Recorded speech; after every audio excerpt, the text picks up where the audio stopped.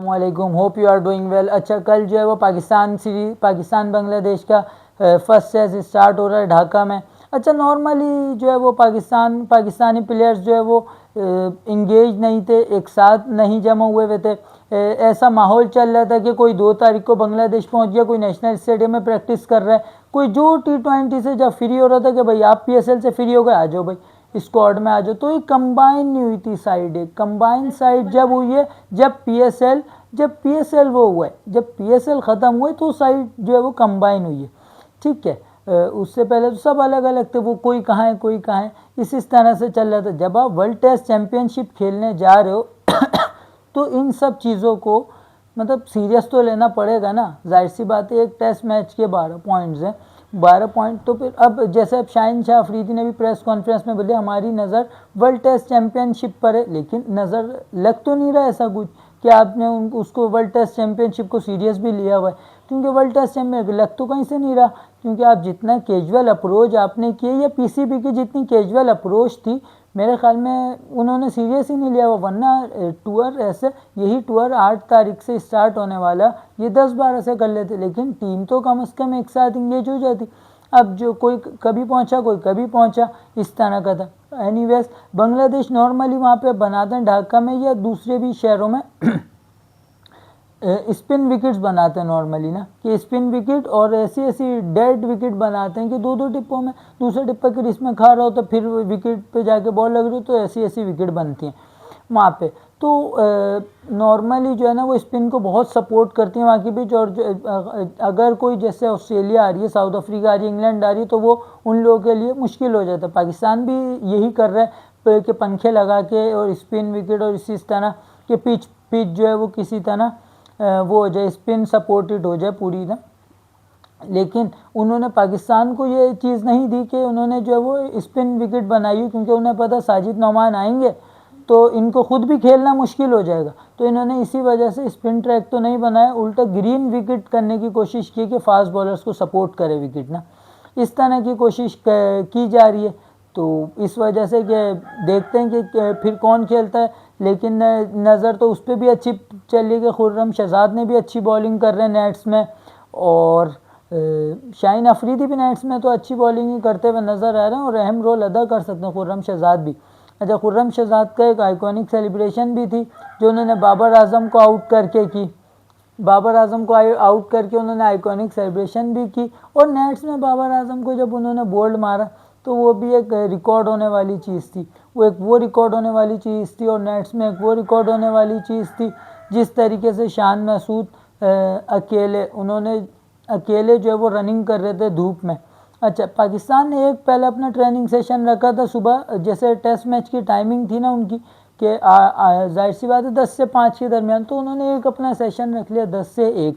अगले दिन उन्होंने ट्रेनिंग सेशन रख लिया अपना 2 से 5।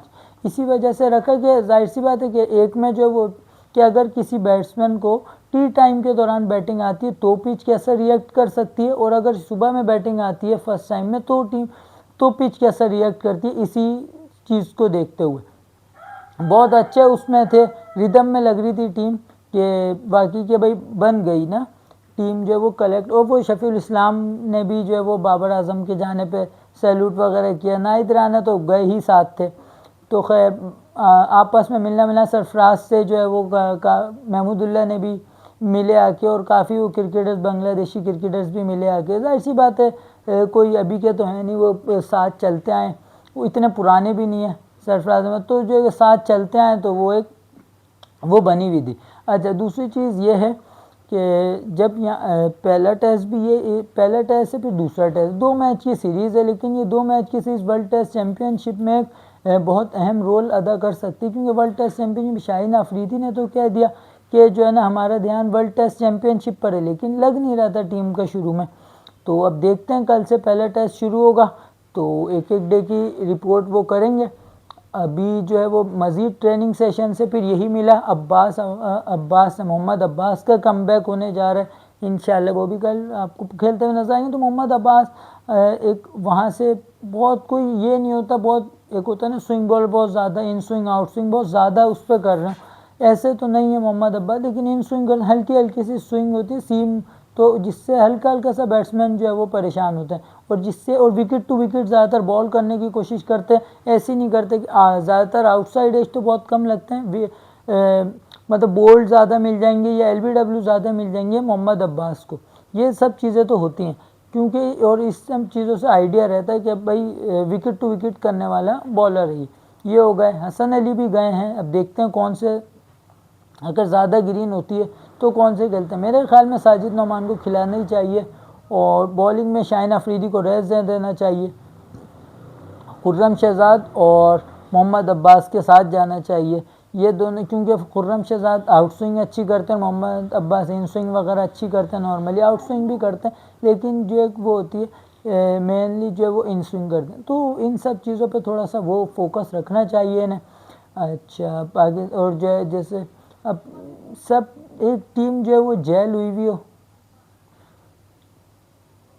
जब वो टीम एक जेल हुई हुई होती है तो एक कंबाइन एफर्ट निकलता है। जब वो अगर कोई नफ्सा नफसी में रहता है कि मैं अकेले स्कोर कर दूं, मैं अकेले वो कर लूं, तो इस तरह टीम का रिजल्ट नहीं आता। लेकिन सरफराज के हेड कोच बनने से एक इंशाल्लाह पॉजिटिव अप्रोच तो आएगी टीम में, क्योंकि वो जो है वो उस पे नहीं जाते कि अपनी पोजीशन या अपनी उसको छोड़ देते हैं, मैच जीतने पे जाते हैं। ये सरफराज की ख़ास बात है। आप अंडर 19 की कैप्टनसी उठा के देख लें, चाहे सरफराज अहमद की, चाहे अभी जो अंडर 19 को वो कर रहे थे, ये सिलेक्शन में थे, सिलेक्शन कमेटी में थे, या वो भी, तो मतलब वहाँ की भी परफॉर्मेंस, हर जगह की आप परफॉर्मेंस उठा के देख लें तो एक जीत की तरफ जाता है। T20 में भी सरफराज का ही रिकॉर्ड था कि वो 11-12 सीरीज़ जीत गए थे, और फिर जाके एक सीरीज़ हारे तो वो कैप्टनसी से हटा दिए गए।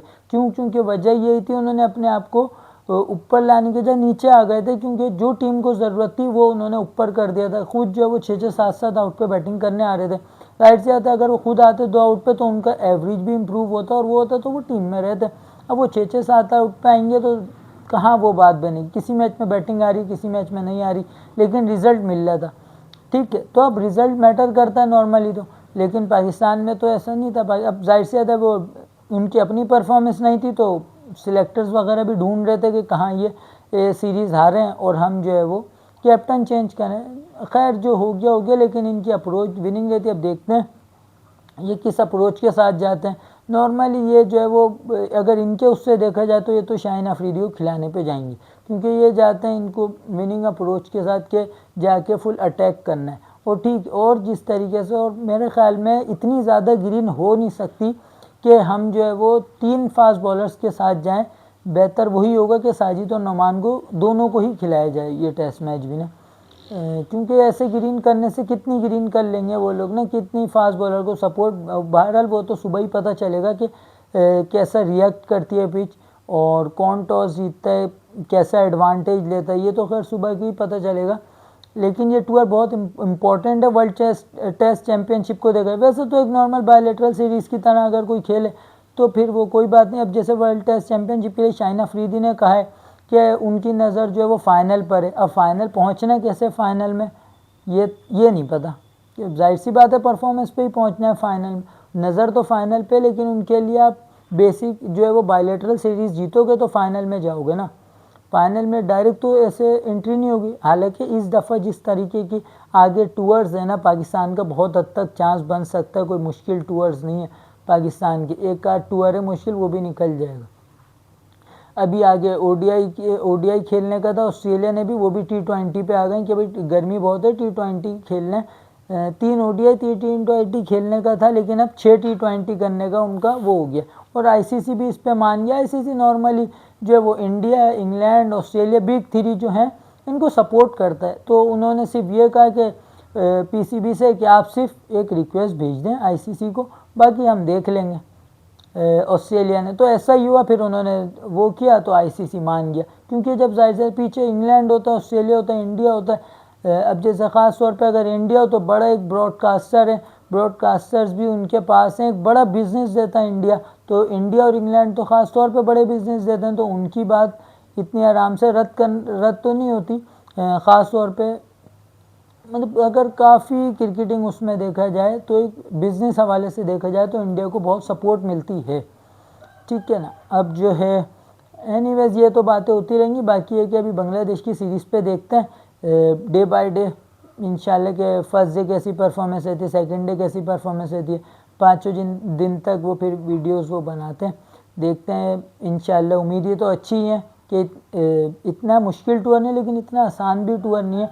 जैसे अब ये तो अच्छी बात है बाबर भी फॉर्म में है, और जो है रिजवान का देखा जाए तो टेस्ट मैच के हवाले से टेस्ट मैच में तो वो रहते ही हैं नॉर्मली ना, सही खेलते हैं। लेकिन बाबर के लिए ये टूर इसलिए मुश्किल हो सकता है क्योंकि जो स्पिन को सपोर्ट करने वाली विकेट्स होती हैं ना, स्पिनर्स पे थोड़ा सा फंसते हैं बाबर। लेकिन अभी फॉर्म अगर करंट फॉर्म देखा जाए तो करंट फॉर्म तो बहुत अच्छी है, अगर उसी को कंटिन्यू करते हैं तो मज़ा ही आ जाएगा। और जो है वो जो सिर्फ ये समझते हैं कि बाबर तो पीएसएल में ही परफॉर्मेंस देते हैं, ये तो उनको भी एक करारा जवाब आप दो, आप आओ पॉजिटिव माइंड सेट के साथ अच्छी इनिंग खेलो और जो बगैर प्रेशर के, और ताकि आप जो है वो किसी को मुंह से जवाब नहीं दो, परफॉर्मेंस से जवाब दो।